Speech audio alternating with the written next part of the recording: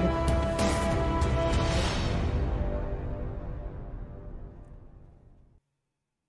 Oh, hi everybody. Welcome to LLK number 73. That is Knit with Laura and Lola. I am Laura Nelkin. I'm a knitwear designer. I live in upstate New York in the Finger Lakes region, and I am always joined by my alter ego, Lola. Some of you have been watching my lives for a long time, and some of you are very new to my lives. So I love to just kind of set things up so you know what to expect this evening. I'll be chatting for about an hour. I have tons to tell you.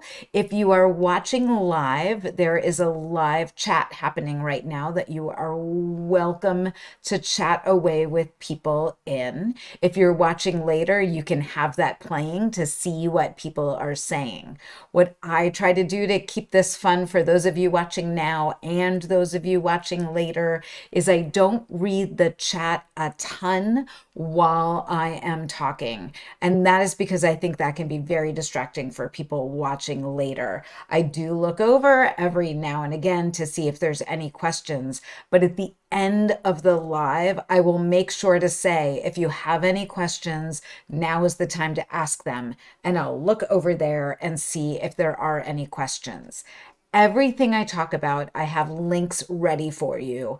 And I'm going to give you those links below this video in the show notes within like a half hour of the live being over. So just give me a little time, and anything I talk about, if you're like, how do you spell that? Or do you have a link to that? I'm going to give you all of those links once the live is done.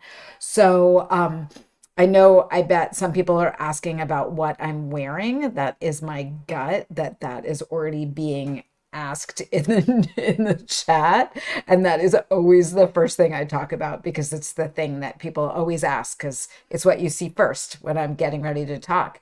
And I am actually wearing an older sweater.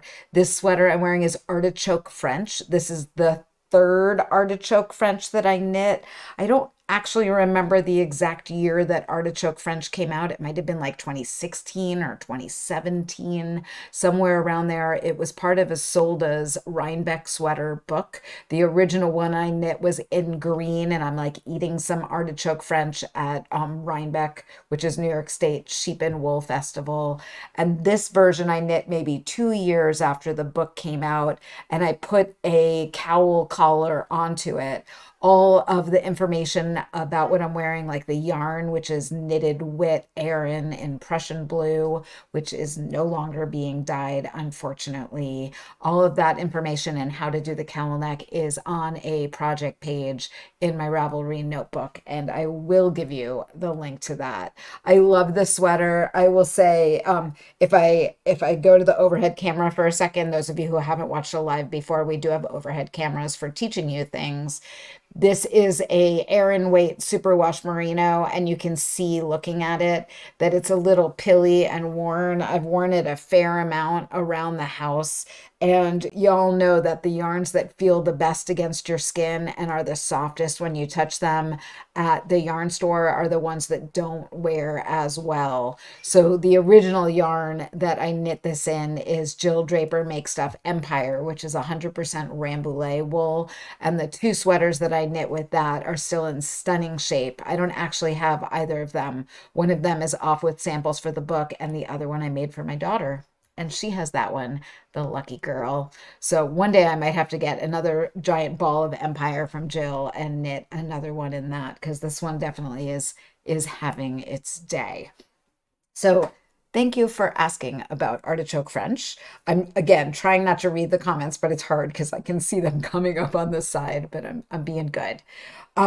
Sounds like everybody can hear me fine. Definitely let us know in the comments if you ever can't hear or like your feed goes out, because my husband Max has an eye on the back end of things. Speaking of my husband Max, over the weekend, we went to Baltimore to celebrate my daughter's 26th birthday, which is insane because I'm only 28 and I like cannot even do that math. I had her when I was 2. a miracle, and so is she. But Max printed her this amazing Scrub Daddy holder with his new 3D printer. We got a 3D, we being Max got a 3D printer. We're working on like if there's things we could, knitting tools or something, or just coming up with ideas. But right now we just make toys. And so he knitted her a Scrub Daddy holder. Scrub Daddies are these sponges that you can get. They're in the sponge section. They make you happy while you clean because they smile at you. And this little holder has a little drain PP right there, which I think is the most amazing thing, and like little legs. And one of these is going to be the giveaway at the end of this live. So when the live is over, I'll tell you to leave a comment below, not in the live chat, and you might win this Scrub Daddy holder, which I think is going to make people very excited to watch to the end because he might be the most amazing giveaway ever. Hysterical. It's so fun to watch his little pee drain the water. Favorite thing ever. I hope YouTube doesn't shut me down for that. We'll see. I like to play it like just Lola and I, just close to the edge. We tried to set it up so the owl was looking at him a little judgy. I don't know if you saw our little vignette back here. So that's about the Scrub Daddy. And now what I want to do is get into knitting with you and get into what is just off of my needles, what is on my needles, what went onto my needles this evening that I'm about to show you that I'm so excited about. I want to talk to you about the first quarter knit along. I will talk to you about what I've been like reading and watching and eating and listening to and all that jazz. So expect to hang for around an hour. Are you ready to jump right in with what is off of my needles? I guess I can show you the first thing that's off of my needles, which is the January Lola's Choice kit, which is called Thrumola. And some of you who are in Lola's Choice, which is my small knitted kit club, received a kit to knit Thrumola at the beginning of January. Thrumola is a thrummed headband. So thrumming is a technique that is traditionally done in like Labrador and Newfoundland, and it is a way to add insulation to your knitting to make your knits extra warm. This is done with bits of fleece that are kind of hand felted together and then stitched in with a stitch of your knitting I'm trying to get to the picture, which shows you what they look on the inside. And as you wear your knits and sweat and move in them, those thrums felt and create an extra warm fabric. This was originally traditionally done for fishermen or people working outside in extremely cold weather. And I had been playing with thrums for the last few years. I believe in 2021, I took a class with my friend Mika and learned how to thrum. And maybe it was even 2022, I did a live where I showed you all the thrumming technique that I learned in that class. And the big mistake that I made was using superwash wool for my mittens, and it ended up just kind of not felting because superwash wool does not felt, and the mittens ended up looking like hell. And I wished I had kept them to like show you how bad they looked, but one day in a moment of disgust and cleaning, which we all have, I threw them in the garbage. I was just like, moving on, done with you. So this is my Thrumola right here. It is knit from the one end, and then it's got cables in the middle, and then it is knit with thrums going back the other way, and then it is grafted in the middle. If I was to try Thrumola on for you, which I know you saw it in the photos. Let's see if I can do this. Cables go to the top. There we go. This is so hard to do, looking at yourself and centering something. I think that my braid is not helping this situation. Whatever, the photos were way better than me wearing it right now. But this is my Thrumola. So warm, so cozy. This one's a little bit bigger for me. I think I have another one downstairs that's one size smaller that is fit to my head. I've made like 4 of them. I've been giving them away. They are great little gifties for the holidays, for Valentine's Day. We're through the holidays. The yarn that came in the kit, unfortunately, for those of you who weren't in Lola's Choice, the kits are totally sold out. The yarn and the fleece were pretty special, and I had to I always have to forecast how many kits are going to sell, and I don't really want to get stuck with any left over. So I forecasted, and I guess I under forecasted on this one, which is what seems to be happening. But the yarn that came in the kit is a 70%, let's see if I can remember, 70% Highland wool and 30% alpaca. And it's a boucle that basically is like a natural polar fleece. It's really yummy. And those club members that are knitting with it are noticing that they do have to be a little careful when they're knitting it, that their needles don't split the boucle, which is pretty typical for a boucle yarn to be a little bit grabby. It's not the easiest to unknit, but it's also super bulky. So they're working at about 2.5 or 2.75 stitches per inch. Everyone's getting about 3 headbands out of their skein of yarn. And then they also got a little nugget of Malabrigo Nube, which is a non-superwash merino wool, and that's what they're using to make the thrums. There is a video in the pattern that teaches you how to prepare your thrums. I don't think I need to go over that here. I'll make that video live at some point. Or I think if you go to the pattern page for Thrumola on Ravelry, the video is linked there if you want to watch that at some point. I'm just going to throw this behind me since we talked about that. One thing I noticed about Thrumola is some of you who are knitting it are really wanting to make more of them. And since I'm not going to carry that yarn anymore, the yarn, I was able to find it wholesale. I call it Lamola. It is a base that a few other dyers have. One of the dyers that carries that base is a Verb for Keeping Warm. They're based out of Berkeley, California. They call theirs Lambkin. And then another dyer that carries that base is the Lamb and Kid. They're on Bainbridge Island in Washington, and they call that base Teddy Boucle. For both of those stores, if you're wanting to get more of it, if you just go to their site and go to yarn and search for super bulky, for both of them, it's really their only super bulky, so it's going to like pop right back up. I went to my local yarn store today and I got a skein of Malabrigo Rasta, which is Malabrigo's super bulky, totally yummy merino wool. And I decided to cast on a Thrumola with that.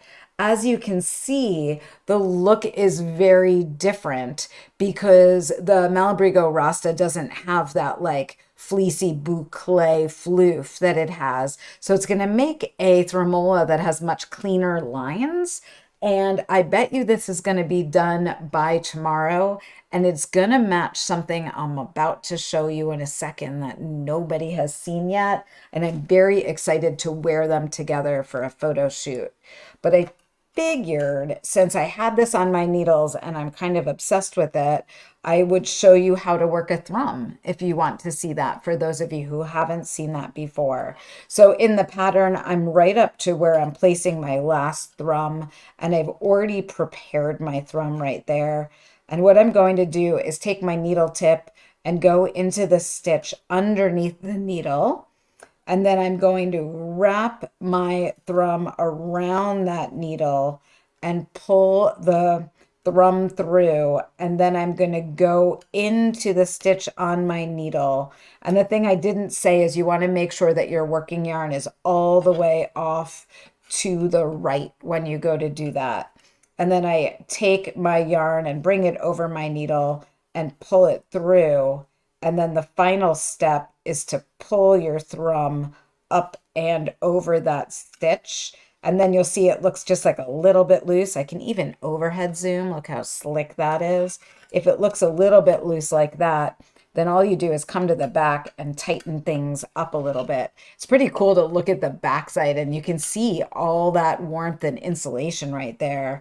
This one's going to be so good for skiing. I really love like the pop. I think it's important with thrumming. You want to be able to really kind of see that thrum stitch. It becomes a decorative detail. And so I chose a color that would really pop against this. I did also get, where is that? I got a really pretty skein of just like this pale blue. I believe that everybody should have multiple skeins of Malabrigo Rasta in their stash. And I didn't have any for the first time in a long time.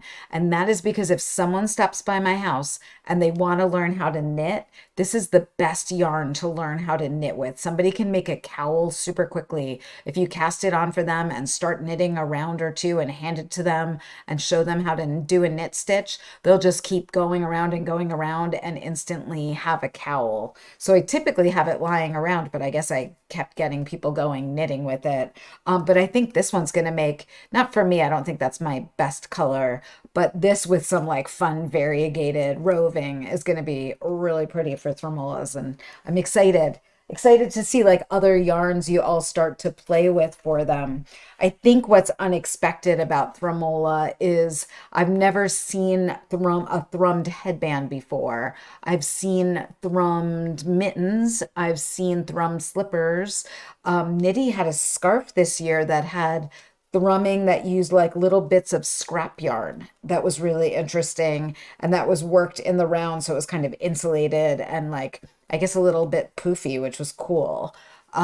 So this just is a fresh way to use thrums, which is what I'm always looking for. And I'm going to have to put my knitting down now. I just want to keep knitting, but there's so much more to tell you about. I'm dropping that out of the way. So Thrumola is off of my needles. The pattern is up on Ravelry if you want to go stash diving or go yarn shopping, yarn and fleece shopping. The video does give you some ideas for buying yarn and buying fleece and doing all of the thrum preparation. The other thing that is off my needles, I cast on over the holidays and I knitted in like a week and a half. And then I decided I didn't like half of it and I knit half of it out. And then I had already blocked it, so I had to like take all of that yarn and steam it to get the kink out. And then I knit it again. And are you ready to see it? I'm so excited about it. Andrea's seen it, Julie Beth's seen it, Bristol's seen it because she just tech edited it. Max has seen it multiple times. He was the one who actually made me reknit it because he was not happy with how it was looking. But it is, I can't believe I didn't think of it sooner. Does anybody want to guess what it is? It's a Scodola. It's a hoodola with a scarf, which I'm calling Scodola. So it's a basic hooded scarf, and it's got that hoodola hood shape that we all know and love. And I put a scarf onto the end of it. How fun is that? I'm like looking in the chat because I want you to say great things in the chat right now because I need a little bit of excitement.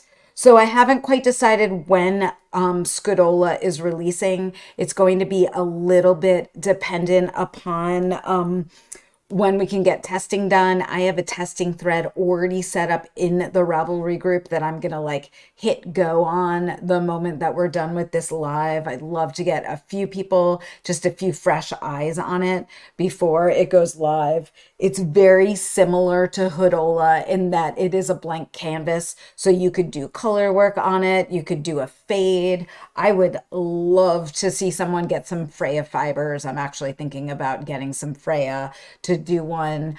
I don't know if I would use, you could use a Noro that is a worsted, but Noro Ito is an Aran, and I think this would end up being a little bit bulky in the garter stitch. So one of the things that's like maybe a little bit different than Hoodola is I went for a, let me see if I can undress myself. Can she? No, she can't. The scarves themselves are garter stitch and they have short rows, and the construction is really interesting and unique to me. So you're going to be playing with Stitch Saver to get the scarves on. You're working garter stitch short rows, which are like so super easy. Max and I are getting ready to film a video for it. I'm just working on little tiny hoods so we can do all the step outs for it. And then the final thing is going to be photography. But one of the things, I have to be careful, my bobby pins here, I was thinking about is with Hoodola, we have that casing right there, right, to like cinch it up if you're cold. But with this, it's a little looser. So if it's super windy out, the wind could get in there and you might want to have a headband on. But did I already throw that? I can't be trusted. I'm leaving y'all for a second. Here's my little Thrumola. How good is this going to look? underneath my Scodola with my Thrumola. I got to come up with some words that don't end in ola soon because it's going to start sounding a little bit crazy. But these are going to be so fun together. I'm very excited about it. So it's been very hard to keep this a secret. Y'all are the first ones hearing about it. I feel like those of you that watch my lives are like, I don't know, you're special. And so you get to hear about things before other people. Um, I just saw that somebody said they like my hair. Thank you. I love doing little braid crowns. I love my Scodola so much. So Scodola, Andrea, stop with your photo shoot, Ola. um, what I knit my Scodola in is Miss Bab's Billow, and I will just show that to you in the overhead camera. So Billow is a worsted weight yarn that is 51% baby alpaca and 49% Pima cotton. I don't believe that they know that I used this yarn for this project. I got it from them at Rhinebeck. In fact, it was my only yarn that I got when I was at New York State Sheep and Wool. I used two skeins, and this is what I had left over. So it's a two skein project. I'm calling it 640 yards for doing it. It's probably a little bit less than that. And it is definitely like my favorite kind of mustardy, caramelly color. So I definitely knit this one for me. There are many yarns that you could use for Scodola, just like with Hoodola. There's like this the superwash DKs. There's the sky is the limit, but that's what I used. I'm gonna reach out to Miss Babs and see if they'll do like a little discount when we launch because I think that would be fun. This yarn is scrumptious and it's very new to them. It's a cotton core. If we just go back to this just so you can see it. So it's a cotton tube with alpaca that's blown into the inside. So while alpaca sometimes can end up being like really droopy and schloopy and schlumpy, the cotton tubing keeps it having a lot of structure, kind of like Snefnug, Kama Rose Snefnug that you all know I love very much. I really love this billow. So that's the yarn that I used. That was my way of kind of talking about what's off my needles and yarn all at the same time. I haven't really bought any yarn in a little while, except for today when I ran over to Homespun. And Homespun, my local yarn store, does not have an online presence. They do not take credit cards. So I had to remember my checkbook when I ran in there. I always call first to be like, do you have it? Are you there? And she was there, and that was great. So thank you, Julie. The other thing I wanted to say, I can't believe I forgot this about Thrumola, is I also took a workshop from Barb at Rabbit Row Yarns in Corning last year to make thrum mittens. And she used a little bit of a different style of thrumming that I learned from Mika. So that was really interesting to try out both styles. And I played around with both. And I ended up deciding I really like that knit into the stitch below for working the thrums, which was the technique we did at Barb's class. And when I was there, I was like, I'm totally designing with thrums next winter. I just have to figure it out. And then this fall, I was hanging out at Connected Stitches, which is in Dryden, New York, which is about 45 minutes away from me. And Chris and I were kind of like banging out what kind of fleece would be good for thrumming. And I was like, what can I buy wholesale that's going to make sense, that I can get a lot of, that I'm going to be able to afford for the club. And she had some Malabrigo Nube there. And it really was like the perfect yarn, or sorry, fleece for using for this project. So I want to thank Mika and Barb and Chris for helping me get Thrumola off the ground. That was like a group project. And it's fun to have partners in crime, especially since I live on my own. The Teaberg store is called Homespun. And I also bought some Nube there. I like to spread the love around. On my needles right now, well, my Thrumola, which will be off the needles by tomorrow morning. I'm always really energized after lives and I stay up for a little while. I have the Thrumola. I have a carte blanche. So I designed carte blanche for last year's N Club. It is this gorgeous white lace shawl that I did in Emyak baby lace. And I am doing another one in this amazing lime green. I'm doing a smaller size, just a one skein size. So I'm going to help my parents next week in Florida, and this will be my pick it up, put it down knitting. It's going to end up only having one welted it and then the lace on the bottom. So I haven't quite decided what stitch count I'm going to on the top part. And sorry, I forgot to have a photo for you of what carte blanche looks like. But when that releases, I believe it'll be like late March, maybe beginning of April, you will definitely get to see this because I'm sure that is when I'm craving this color the most, when it's spring, but it is not spring. It's like mud season for 2 months, and all I want to do is wear lime green. So that is on my needles. And then the other thing that is on my needles is March's Lola's Choice design, which, without giving too much away, is not as fast as Thrumola was. I think everyone was shocked by how quickly Thrumola came off of their needles.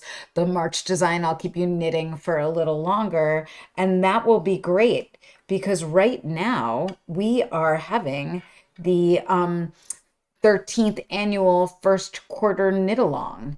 And some of you have definitely participated in the first quarter knit along before. Others of you haven't. It is a knit along where you can knit any one of my patterns.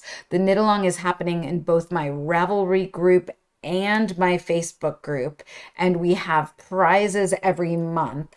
And January's prizes are mugs, and I actually have all of the mugs right here to show you. So a prize has already been a winner's already been chosen once in Ravelry and once in Facebook, but we've got 2 more winners for January. And what I do is I go shopping locally for mugs. I don't get accept donations for mugs.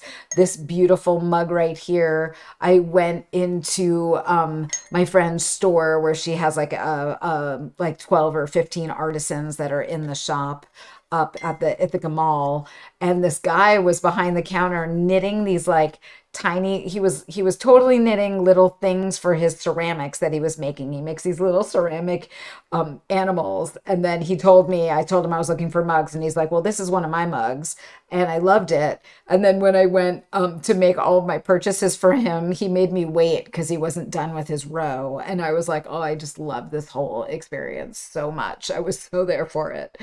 So his name is Gary Edward Rith. This is a really beautiful kind of like sturdy tea mug. It's going to keep your tea nice and warm. I got 2 mugs from my buddy Renata. So Renata Wadsworth, who is a lovely human, and I believe that she's only doing pottery part-time now, but I have many of her mugs. So this is one of Renata's mugs. It's an absolute beauty. I know some of you know Renata's mugs from other times that I've talked about them.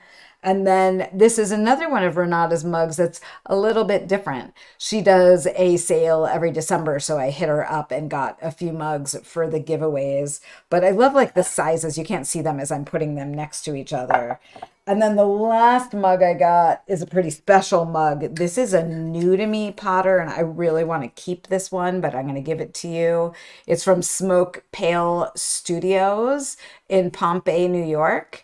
And just look at, it's like octopusy. It's got so much going on. So if you want a chance to win one of these mugs, all you need to do is get one of my patterns onto your needles and post pictures of it. Post them in the Ravelry First Quarter Cal Knit Along thread. Post them over in the Facebook group. When this is over, I'll give you links to all of those things. And then I randomly choose winners like every other week. I choose from one place or the other. So it's totally okay to double dip. In February, we'll be doing yarn from my stash as prizes. And then in March, we're going to be doing bags. And what I do is I don't even know who's getting what mug. When somebody wins, I notify them. They send me their address. Then I'm going to box all of these up soon, make sure that they're really safe and good. And then I'm just going to print labels and slap them onto the boxes. So it's like completely random who gets what. It makes it really fun to have like that extra extra little surprise when the prizes start to land. We've done the cows a little bit differently every year. This is very similar to how we did it last year, and I really like this style. It's been really fun, and it's fun for those of you who have a lot of my kits that kind of like maybe need to get knitting on some of them. It's pretty good motivation for you to like pull out a few works in progress and get them going and then maybe win something. A lot of you here have won something before, or maybe this is your year. You never know, right? So that is the first quarter knit along. I do hope you join us. I'm going to show you a bag later. I'm not sure if I'm going to make, I'd love to make a bag this year for as one, at least one of the bags for the prizes. That would be really fun. I love making bags. I am looking through, that's kind of what's on the needles right now. So not a ton. I'm a quasi-monogamous knitter, and that's how I get things done is I don't cast on that often. Doing this Thrumola was shocking for me. Doing the Scodola, I don't even know what happened. It was like I didn't know what to knit. I needed something I could pick up and put down while I was like chatting away during the holidays, and it just happened. So fun. Let me tell you about travel. Some of you here have traveled with me before. Some of you are planning on traveling with me in the next year or two. I have a few sold out trips that I'm on this year. I'm going with a group to Portugal at the end of March on the Douro River. I am going with a group to Iceland and Norway, Faroe Islands. There might still be one or two spots left on that cruise. I'm not sure. I think it's almost sold out. Like maybe there's one room on that one. And that is in June of 26. And then in March of 27, I'm taking a group to Japan, and that's sold out with quite the wait list. But I was looking at what to do later in 27 and 28. And I loved when I took a group to Alaska pre-pandemic. Is anybody in the chat thread with me when we went to Alaska? Was that 2018? I don't think it was 2019. I think it was 2018. Such a blast. And I wanted to do that again. I wanted to give it a bunch of years and then think about it in a new way. The last trip I did started in Vancouver and ended up high in Alaska. I ended up going all the way up to Denali, which was very, very fun. This cruise is going to go in and out of Seattle on July 4th weekend. So it's a 7-day cruise. It's a little bit shorter, which is nice and maybe a little bit more approachable. It's fun to have a cruise that is happening in the summertime. So people who teach or otherwise can't go during the school year might be able to join us. And the most exciting part is that Carol Feller is going to join me for that Alaska cruise. So there's going to be 2 teachers on that cruise. You get to take a total of 4 classes, 2 with me and 2 with Carol. We're going to have an extra day where we go to Bainbridge Island because there's great yarn stores and fabric stores on Bainbridge Island, and it's super, super cute and like quite fun to take the ferry over there. So that is something to look forward to, and signups for that are going to open in mid-March. So you will certainly hear about it when that is launched and ready to go, and I would love to have you join us. Just sign up for my mailing list if you want to hear about it when signups open. If any of you have ever taken a class with Carol Feller before, she's a blast. She and I are dear friends, and I think we were in Spain together in November, and I think we were plotting like when we were going to see each other again. And I was like, well, what if we just like did a cruise and we had a whole week together? That could be dangerous fun. So that is coming down the pike. And the other thing that is coming down the pike for 2028, and I do not have full details for you yet, but we do have our space held on the boat, is in February of 2028. A cruise that starts in Melbourne and ends in Christchurch, New Zealand. So, you know, one of my favorite things about traveling with you all is going to places that have a real fiber focus, where we can do a deep dive into knitterly things together and not feel guilty for dragging each other around to every yarn store and every sheep farm. But if we're together, we get to do that.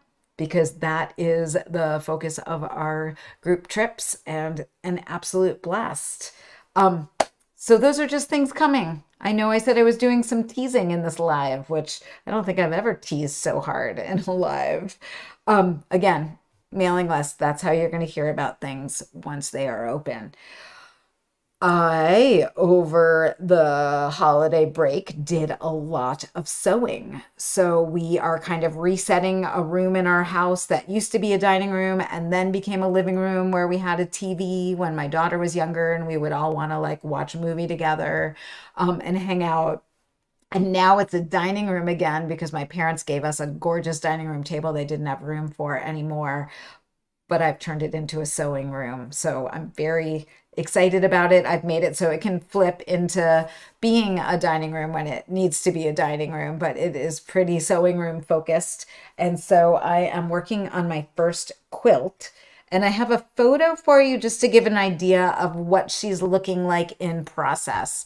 I still have the 4 inside blocks to do. They are all cut out. I just have to sit down and finish ironing and sewing them. But I have all the outside blocks done. And then I have to decide on the backing and the binding. And I do think I'm going to have somebody else quilt it because I decided to go really big and make a queen size quilt.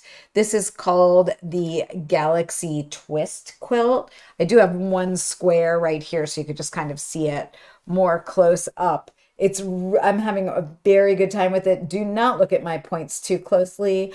I'm not sure. I think I might be more of a crazy quilter than a precision quilter, but we learn these things about ourselves as we get into quilting. I'm not sure that quilting is my calling. I think I love garment sewing, but we really needed a quilt for our bed, for our master bedroom. We really needed a summer quilt, and our room is really dark and like red and gold. So I think this is going to look beautiful. That center fabric right there, I can kind of do the overhead camera. The center fabric is a vintage Marimekko that I got at a sale at our local modern quilt guild a few months ago. And this right here, all of that black with the floral, is from paper, what's the name? Rifle Paper Company. Sorry, I got lots of yardage of that. It was my only Black Friday purchase. And then all of the other colors I got at the quilt store to kind of like pull everything together. Super fun, but like so much planning. I know, why do a 9-patch quilt when you can do insane things, but really fun. It's like a giant jigsaw puzzle.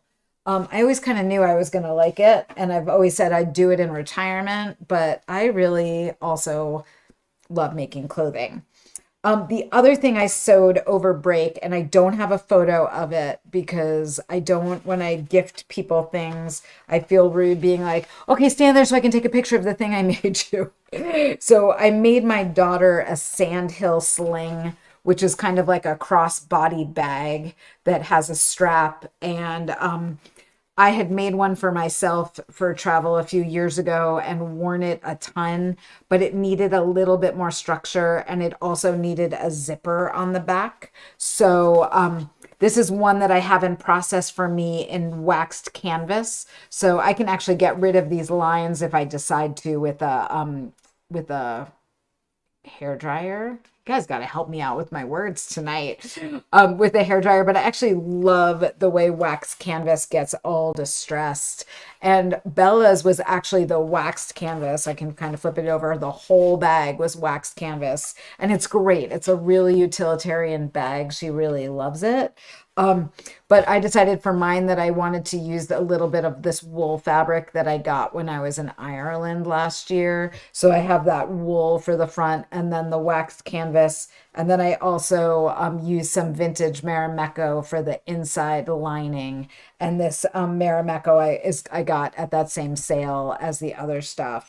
So one of the things I like about it, if you've ever sewn noodle head bags before, is you can kind of plug and play techniques. So the back of her bag did not have a zipper on the back of the bag. And I really found that when I was traveling that I really wanted to have a zippered pocket on the inside of the bag where I could keep my passport and my wallet like right up against my body. So I put that on the back of Bella's, and I also put one on the back of mine, but I took that from another noodle head bag that I've sewn a few of. I think it's called the Harrelson bag. Bag sewing is super fun. It's almost like doing a Lego kit.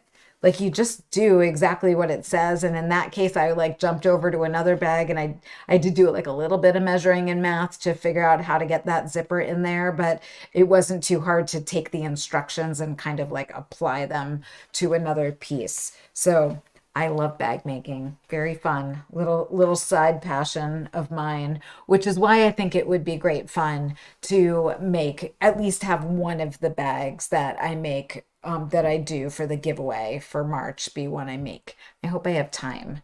February, my only gig away is the Madison Knitters Guild in Wisconsin. I hope I see some of you there. I'm there February 8th and 9th if you're in the area or you can get yourself in the area. I'm teaching 3 classes and then I'm speaking to the guild on Monday night. So I think I get there on Sunday or Saturday night and then I leave Tuesday morning. So that's my only trip in February, unless I decide that my parents want me to hug them. And then, which basically is like if the weather's horrible here, I think my parents might need a hug and I'll go to Florida. That's how that works sometimes in the winter. In July, I'm like less interested in hugging them so much because it's really hot down there. Of course, I go if they need me, but you know, Florida in July isn't as good as Florida in February. Um, all the other things that I love to tell you about is what I'm listening and reading and watching and eating. So let's do that and we'll say good night. I would say if you have any questions, now's a good time to kind of get them ready for the chat because I'll look over when I'm done with this kind of section to see if there's any questions. I've been listening to a book called The Correspondent by Virginia Adams. It is an epistolary, I believe that's how you say it, which is a book that is written in letters. So it's a fictional book and it is letters being written back and forth by an older woman who's like she's a little spicy, she's a little ornery, a little grouchy. She's awesome. I love her, the letters that she writes to like customer service people. She gets like overly personal and then offended when somebody else writes her back and it's not the person she's been communicating with. Freaking hysterical. There's written letters, there's emails, and there's a lot of kind of communication back and forth, and also like her life story gets told within those letters. If you haven't heard about it, I feel like people have been talking about it a lot lately. My book group that I'm in that I adore is reading it as their book in June, but I'm not going to be able to stop listening to it now. I'm saving it to finish it for my travel next week. It's superb. I highly suggest it. I know I put it in last week's newsletter as a suggestion. In terms of reading, when I read, and you all know this, I read at night when I need to sleep and I read light. I do not, if I'm going to read heavy, I'll read that during the day or I'll listen to it, but I need my nighttime reading. This is my way of being like, don't judge me.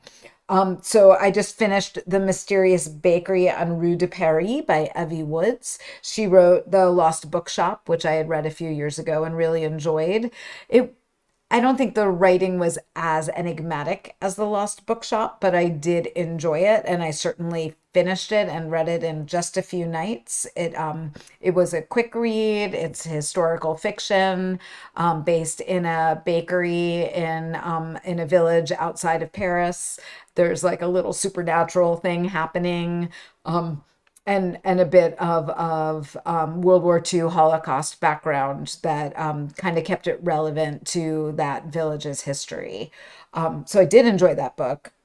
And then the other book I want to tell you about that I'm about to reread that I believe is one of the funniest books I've ever read, and I'm not sure if any of you have read this because it's from 2005, is A Short History of Tractors in Ukraine. Has anybody read this? So years ago, my father-in-law gave this book to my husband and I to read, and he said, "This is a great book. You guys have to read this book." And it is about an older gentleman from Ukraine who came to the States, and his wife passed away, and he has two daughters who are quite involved in his lives. He's an engineer, and he ends up marrying a younger wife from the Ukraine and bringing her over to the States. And there's all this language in it where like the new wife just calls them like a no good, bad, crap husband. And my husband and I, for years, have kind of like used this banter where we call each other no good, crap husbands or wives or engineers or car mechanics or whatever. And we couldn't actually ever remember where it came from, like what book it was. We knew it was a book we had read that like just made us crack up constantly. And then when I was helping my parents go through all of their bookshelves last month, I found the book and I was like, Mom, I am taking this book back. And Bella's so excited because, she was a kid when we were doing all of that banter, but she was certainly too young to read it. So she's reading it now, which is really fun. And I just had to bring it up for those of you who haven't read it or might be like, oh my gosh, that was so funny. That's worth a reread 20 years later, which is basically, how is that possible? Time is a construct. Crazy. Watching. I'm getting very excited for the Winter Olympics because you all know that in my past life I was an Olympic cross country skier, and so I get to watch me in my next life cross country skiing. Outside of that, I am getting ready to get an HBO subscription because I watched The Pit and I think the new season just came out and I really want to watch The Pit. I also heard that Heated Rivalry is excellent and that is on HBO. So at some point I'll treat myself to some HBO. But in the meantime, a friend of mine who was sick this winter posted on Facebook that she was really enjoying a show called Nashville. There are 6 seasons of Nashville. There's about 20 episodes in every season. I swear I've been watching it for weeks and I'm only at the end of season 2. So if you're someone who likes to like find a thing that you can watch for a while that is not are you judging me right now for telling you I'm watching Nashville? She's not incredible, but there's really fun singing. There's storylines that keep me going. Every so often, I'm like, okay, I'm bored. I'm done. I'm taking a break, but I keep wanting to go back to it. Like it's just drama-y enough to keep me going. And the performances and singing are great. The songwriting's great. I love some country music. So there's one for you. What I am going to do now is kind of look over at questions. Can't wait for the Iceland. I also cannot wait for Iceland. So for your beaded designs, how do we know what size opening the beads have? So Courtney, I have a blog post that's called shopping. It's like knitting with beads, how to shop. That blog post has all the information that you're looking for. It also has a chart for like what size yarn, what technique you're using, and what size bead you should use. And at some point in a future live, maybe I'll do a like beading 101 within the live for those of you that are looking for that information. But if you search like Nelkin blog bead shop, I think those would be your good keywords. It should pop right up for you. That's a great question. I'm not planning a trip to Switzerland, but wouldn't that be fun? I love Switzerland, and I believe that there is a yarn festival in Switzerland that sounds like a blast. It is not likely that more spots on the Japan trip will open up, partially because we have a waiting list of 135 people. So if you're not already on that, let me see who asked that question. Sorry,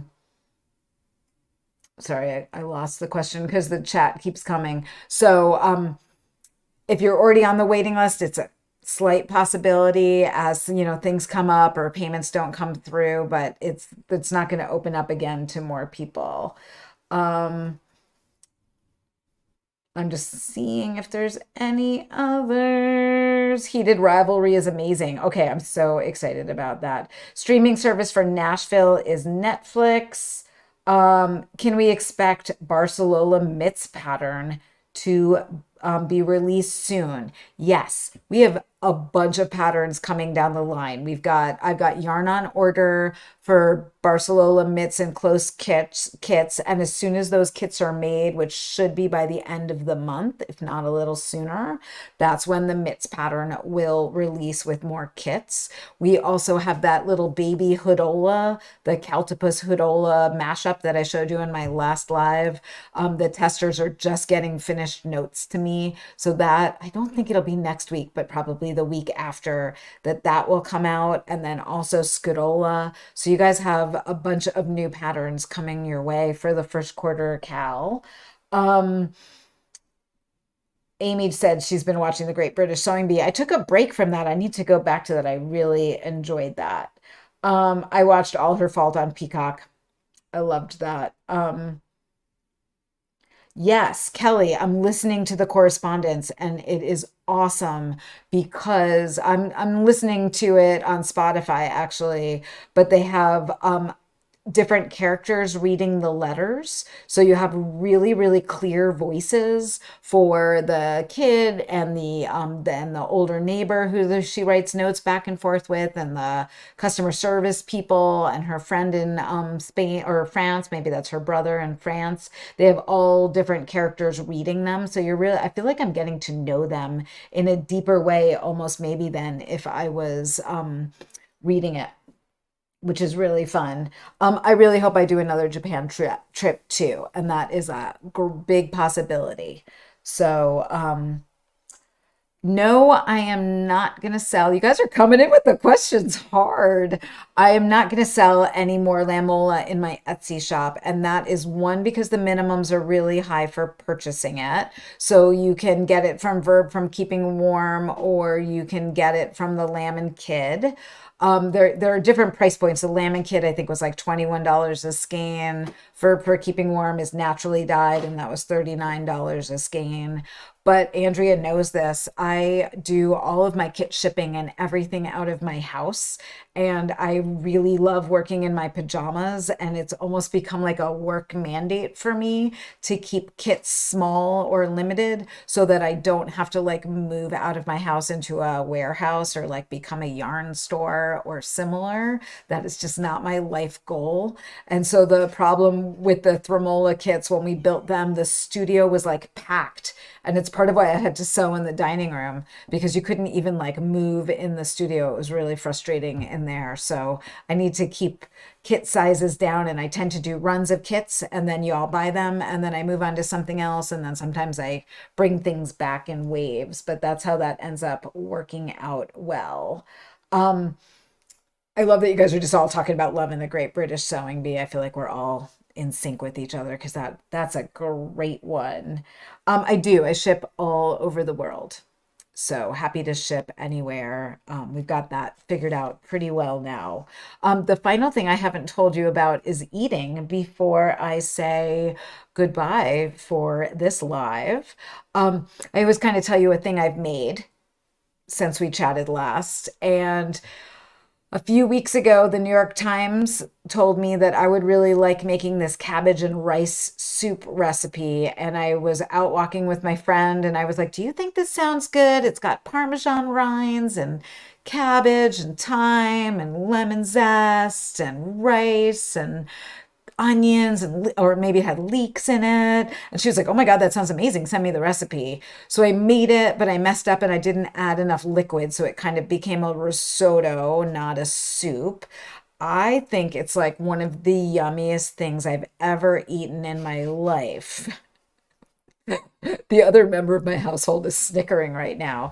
The other member of my household grew up in Russia, and it turns out that when the kitchen smells like boiling cabbage for 4 hours, that's triggering.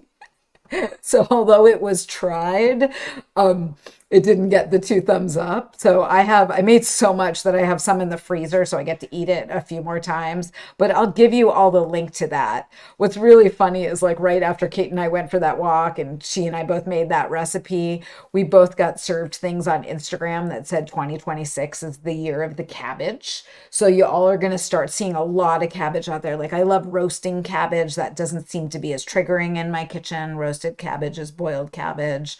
I love roasting cabbage. I love shredding raw cabbage into like tacos or whatever, but I guess cabbage is a budget food.